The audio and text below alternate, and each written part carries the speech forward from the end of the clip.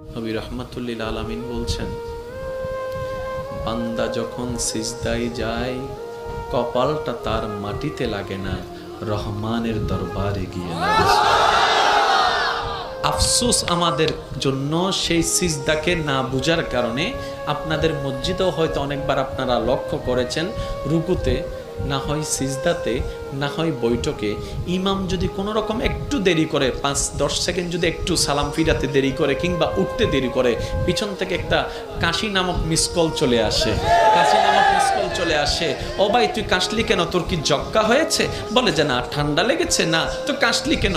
বলে যে হুজুরকে একটু সিগন্যাল দিলাম। কিসের সিগন্যাল? বলে যে আমার 3 তাসবিহ শেষ হয়েছে। হুজুর আপনারটা শেষ হলে আপনি এবার তুলতে পারেন, আপনি এবার মাথাটা তুলতে পারেন, আপনি এবার মাথাটা তুলতে পারেন। হুজুর আমার তাশাহুদ শেষ হয়েছে, দরুদ শেষ হয়েছে, আপনার শেষ হলে আপনি এবার সালামটা ফিরাতে পারেন। কিরে ভাই, নামাজ তো মওলার সামনে দাঁড়ানোর একটা সুবর্ণ সুযোগের নাম, নামাজ তো গুনাহ মাফের একটা জারিয়ার নাম, নামাজ তো রবের রহমত পাওয়ার একটা জারিয়ার নাম। এখানে এসে তুই তাড়াতাড়ি করছিস কেন? বলে যে আফসোস, আমি নামাজটা জেনেছি, বুঝার মতো বুঝতে পারিনি। জেনেছে তারা শুধু সপ্তাহে জুমার দিন যায়, আজকে যেমন গিয়েছে 2 রাকাতের জন্য। আর যারা নামাজ বুঝতে পেরেছে তারা তো 5 ওয়াক্ত পড়ে হাজার ব্যস্ততার মধ্যে রাতের ঘুমটাকে হারাম করে গভীর রাতে তাহাজ্জুদ নামাজে দাঁড়াইয়া যায়। কাউকে টেনে মসজিদে আনা যায় না। ওরা হচ্ছে জান্নেওয়ালা, আমার মতো আপনার মতো।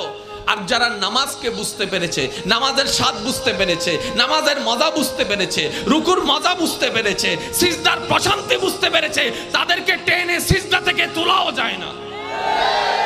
সেজন্য এখন আপনারাই সিদ্ধান্ত নেন, কি জানার তলে থেকে ঝগড়া করবেন নাকি বুঝার তলে থেকে মওলার সাথে প্রেম করবেন। আপনাদের ব্যাপার, এটা আপনাদের ব্যাপার, আপনাদের ব্যাপার, যার যার ব্যাপার। সব একটা কথা বলি, আল্লাহ আমাদেরকে দুনিয়াতে যতটুকু বিশা দান করেছেন অর্ধেক হায়াত শেষ, বাকি আছে আমাদের অল্প একটু।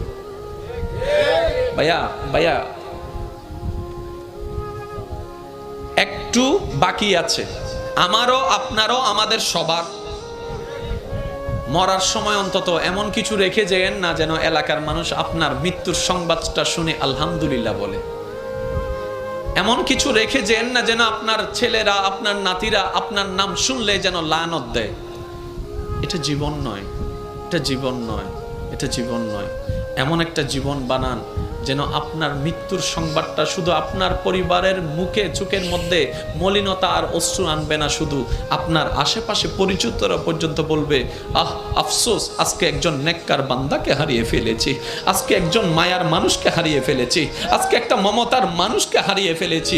যেভাবে সিদ্দিকে আকবরের দুনিয়ার থেকে যাওয়ার পরে জগৎ কান্না করেছে, ফারুকে আজম যাওয়ার পরে জগৎ কান্না করেছে, ওসমান ও আলী যাওয়ার পরে জগৎ কান্না করেছে, ইমাম হোসেন কারবালায় শহীদ হওয়ার পরে 2022 সালে চট্টগ্রামের মানুষ পর্যন্ত কান্না করছে। আল্লাহু আকবার।